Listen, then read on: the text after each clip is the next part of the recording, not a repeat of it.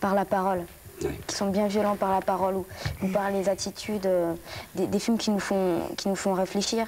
Et le pire, c'est que moi, ce que je trouve d'horrible, c'est qu'il y a des films à violence gratuite, mais il n'y a pas que dans les films qu'on voit de la violence comme ça. On en voit tous les jours dans les informations. Un secteur très important avec la collaboration de Télérama Junior. Et touche! Bonjour les kids! Bonjour les kids! En France, un enfant âgé de 5 à 8 ans reste devant l'écran plus de 15 heures par semaine. Ces 15 heures sont concentrées sur les chaînes en 2 jours, le mercredi et le samedi. 2 jours stratégiques durant lesquels les chaînes vont se battre à coups de dessins animés et de fiction pour obtenir la meilleure audience. Bienvenue dans Chalut Maureen, l'interactivité. Vous pouvez surtout vous choisir vos séries. On propose et vous disposez. Nom de gadget, c'est mon gadgetophone ultra secret. C'est vous, chef? Notre public est très exigeant, très difficile et surtout il a des propositions qui viennent de part et d'autre. Il est très sollicité. Donc à nous de le captiver, de l'amener chez nous et en plus de le garder. Donc en plus il est volatile, hein. Ça c'est quand même le jouet le plus distribué dans les mains des enfants. Et leur jouet préféré. Celui-là on l'oublie, on garde celui-là. Une grille, ça se prévoit 2 à 3 ans à l'avance, le temps que le dessin animé que vous coproduisez se fabrique. Ça, super. Moi je vois très bien une belle bataille dans l'escalier là. Comme ici à IDDH où Bruno Huchez, l'importateur de Goldorak et de Candy, travaille sur Michel Strogoff, le dessin animé de 96 pour France 3.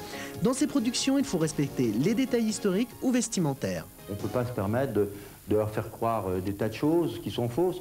Et dire la vérité, ça coûte pas tellement plus cher. C'est pas une leçon d'histoire qu'ils vont apprendre en voyant Michel Strogoff. Mais ils sauront que les robes n'avaient pas la taille basse au Troisième Empire. Mais par contre, c'était Strauss qui faisait valser tout le monde. Pourquoi pas en profiter pour que ça soit et ludique et un peu culturel? Je pèse la couronne, moins le poids de son volume d'eau, qui a débordé, ici. Amenez-moi les pièces d'or. Des pièces d'or, il en faut beaucoup, car produire un dessin animé, ça coûte très cher et c'est très long. 6 mois pour un épisode de Il était une fois les découvreurs. Il faut faire les dessins, les coloriser à la main, fixer les personnages sur un transparent pour glisser en dessous le décor. On filmera image par image chaque transparent. Ce compteur compte chaque plan. Lorsqu'il affichera 18 000, vous aurez un épisode de 26 minutes, soit 500 000 transparents. Champion incontesté du dessin animé, les Japonais, qui fabriquent 5 épisodes en 6 mois, alors que la France n'en fait qu'un.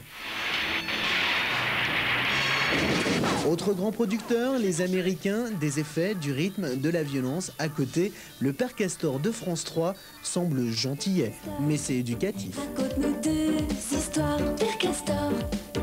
Père Castor, mets tes lunettes et lis-nous tout. Ce qui est terrible dans le dessin animé japonais, c'est pas seulement qu'il est souvent mauvais ou très simple, c'est surtout que c'est un dessin animé qui repose simplement sur l'agressivité et la rivalité. À nous deux, Docteur L. Il est temps d'en finir avec votre tyrannie. L'heure de la vengeance est arrivée. Hein? Quoi? Qu'est-ce que c'est? Il fut un temps où moi aussi j'étais craint et respecté de tout le monde.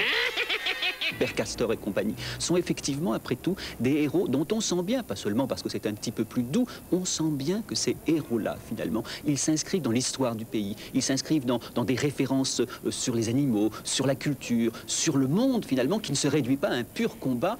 D'un côté, il y a les bons, de l'autre côté, les mauvais. Sans coucaille, mais c'était du rêve. On voyait les gens s'envolaient, c'est le singe qui pilotait l'avion, un avion qui faisait du surplace, qui partait dans les galaxies, qui jetait des noix et les noix se transformaient en je ne sais trop quoi, en héros qui sautaient en l'air avec des pétards. C'était du rêve, ça n'avait rien à voir avec ta réalité. Pour rentabiliser ces productions, on devra les vendre à plusieurs chaînes. Chemin Classique, Canal J, Canal+, une chaîne généraliste. Et plus tard, le dessin animé pourra passer de France 3 à TF1. La différence dans les programmes jeunesse, c'est l'emballage. Le premier critère, c'est qu'il ne soit pas violent. C'est le premier critère de sélection. On élimine tous les dessins animés qui sont un peu trop violents. Et ensuite, on choisit des dessins animés qui correspondent à l'esprit de M6, c'est-à-dire, par exemple, en coproduction, La Petite Boutique, qui est un dessin animé musical, une comédie musicale, ou Highlander, qui est tiré du film culte et de la série qu'on a déjà coproduit en live sur M6. Et puis on recherche aussi des dessins animés action-aventure, parce que ça correspond très bien à notre public et c'est ce qu'il attend de voir sur notre chaîne.